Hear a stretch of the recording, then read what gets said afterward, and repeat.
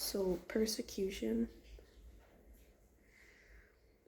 you know, um, it's something that we're told and taught that will be happening when you follow Christ, but I don't think people really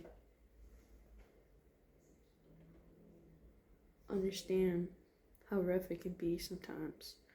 And sometimes it could be emotionally painful and it could be spiritually draining. And yeah. So the first verse is Matthew chapter 5, verse 10 to 12. Blessed are they which are persecuted for righteousness' sake, for theirs is the kingdom of heaven. Blessed are ye when men shall revile, which means verbally abuse, insult, and persecute, which means harass, oppress, or torment, and you shall say all manner of evil against you falsely for my sake.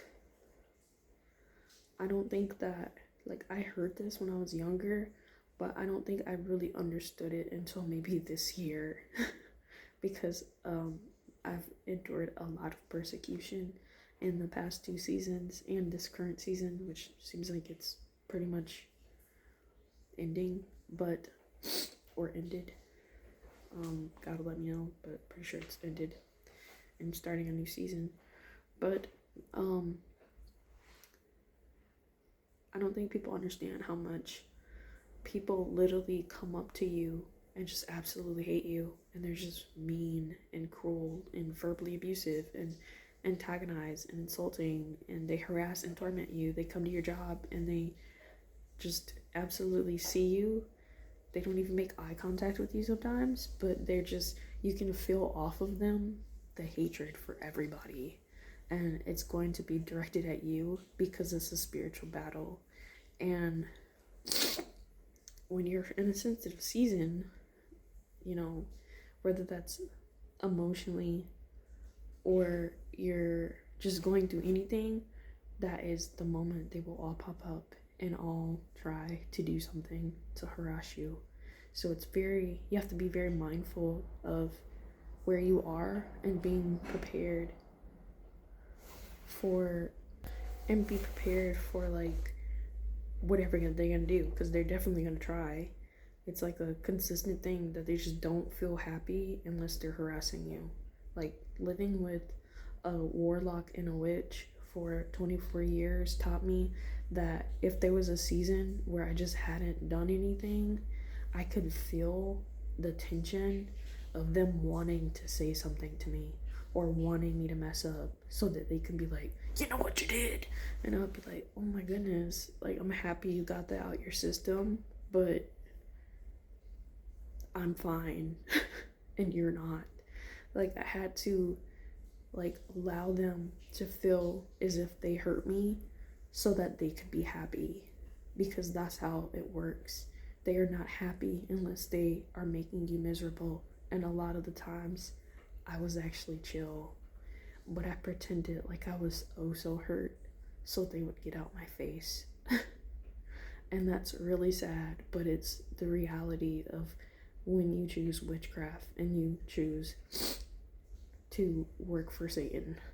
So, but yes, 11, that was blessed are ye when man shall revile and persecute you, and shall say all manner of evil against you falsely for my sake. Yes, they will accuse you for nothing. I can't tell you how many times I got called an HO. I can't tell you how many times I got called a liar when I wasn't lying. And then when I was a liar, when I was a child, I never got called a liar. But when I was older, I got called a liar, and I wasn't lying. I wasn't mean. I wasn't doing anything except existing. And then 12, rejoice and be exceedingly glad, for great is your reward in heaven, for so persecuted they the prophets which were before you. So if they were persecuted, we're going to be persecuted because they were before us, and Christ was before us, and he was persecuted. He died on the cross for literally all of these people, and they were still awful to him. Anyway, I also try to rejoice because I know that God has my back, and He's going to reward me for being kind to people that were awful to me and that persecute you. I mean, think about it. I lived with a witch and a warlock, and they were sick a lot of the time, and they would harass me and beat me and abuse me, but I still took care of them when they were sick. I still said, hey, I love you guys, and I meant it from my heart and from my soul and my mind. And I knew they didn't love me back, but I still did what I was still doing, and I was still helping them, not even knowing that I was honoring God while taking care of and praying for people that were not kind to me.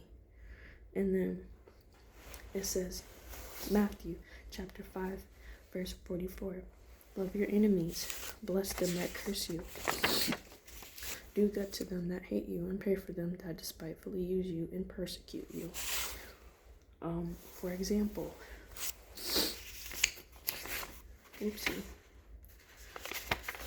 love your enemies, right? Bless them that curse you. They don't talk about how, I feel like a lot of people don't talk about how you can still be angry and you can be irritated and you can be like, I can't believe this is happening to me. And then I'll be like, Jesus, what am I supposed to do? Because last week these people liked me and now they can't stand me. And I'm like, I don't know what's going on. And I'm confused. And then I'm like, you died on the cross. You said forgive them. You said they don't know.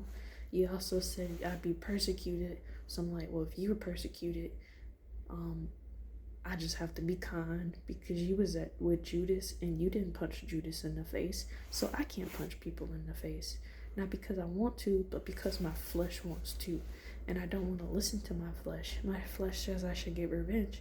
It says that I should be mean, but I don't want to do that because then I'll get in trouble. And I don't want to get in trouble with Christ. So what I do is I do pray for them. I do try to be calm. But yeah, you really have to try to learn to pray for people. But you also have to, be honest about your feelings too, because if you don't, then that energy will go other places, and then you'll be not a nice. You won't be kind.